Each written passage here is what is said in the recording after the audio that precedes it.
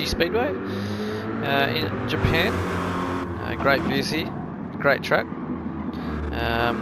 Weather God has been kind to everyone and thrown you a bit of wet weather as well. But we'll jump on board, do the dry lap first, and then I won't talk through a wet lap, but I'll just add a wet lap onto the end, just so you can see the lines there as well. So let's hop on board and away we go. So I've chosen the Mighty Corvette this week. So probably Mercedes next week or whatever, but team owners, send me up, let me know if you want to be next. So coming into turn 1, this is equal conditions, race 1 conditions, so quali should be roughly like this. So you're looking between the 150 and 100 meter boards on the left there, so about the 125. On the brakes hard, using all the track limits, getting tucked down in the first, shifting up around the apex. Can use a little bit more curve there if you want. Getting that extra rotation with the gears. On third gear, just be careful of that curve out to the left. Can cause a few traction issues for certain cars.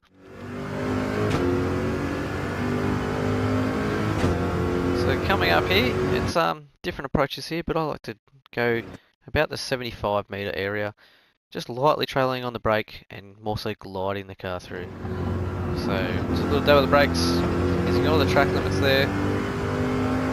And then another corner where you can take different lines, so people like to drift out a little bit wider, tuck it in later, kind of like a late apex. Some people like to hug the corner, so just be careful when you're racing here, not to take anyone out. So drift slightly out, crack it down a gear, then back up a gear to get that rotation.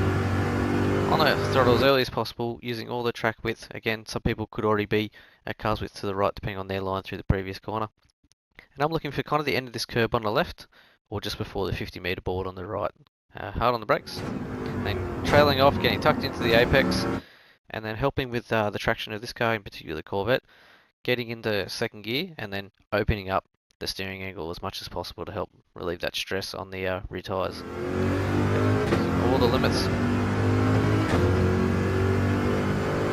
Coming down the hill. So this Dunlop sign here is roughly where you're going to brake, so about here. So fully on the brake, get right down, get it as right as possible, don't run deep there, you can lose a lot of time. And then getting up, using second to get that rotation, up the hill, keeping the car straight, keeping control, so the little dab of the brakes here starts when this curbing on the left, the green AstroTurfy stuff, starts there. So just a little dab of the brakes, just to get that front nose tucked in, bring it on the throttle, watch the throttle control through here, especially this lap and the wet lap. This sector is all about dancing on the throttle and the brake, so about full throttle all the way, not until about here. Again, another issue with traction out on the left, so don't try and abuse this curb, so it can unsettle a few cars. Third, fourth, then down to third and second, letting the car drift out wide, opening up this corner as much as possible. And then just bringing on the throttle, beware of your traction. Again, common theme for Fuji is the slightly different lines people can take. Some people can go a bit narrow here, some people you see will drift right out to the left up here, opening up that last corner as much as possible. I tend to drift, so following, see the rubbered in tide lines here you can see. Getting it in the first and up in the second, so you're not losing time on entry, but you're not losing too much time by the end of the straight either. And yeah, just running it right out to the curbing on the left.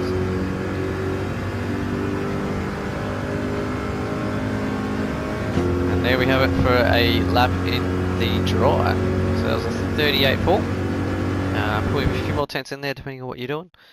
So stand by now for the track, the lap where I'm not talking, and then follow it up. There'll be just a full race R08, I believe the weather setting is, showing the lines for the wet. But I'll just say quickly, the wet lines basically are,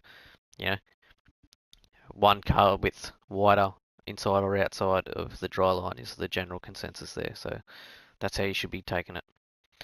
Alright, I'll go back and do the lap without me talking. Cheers.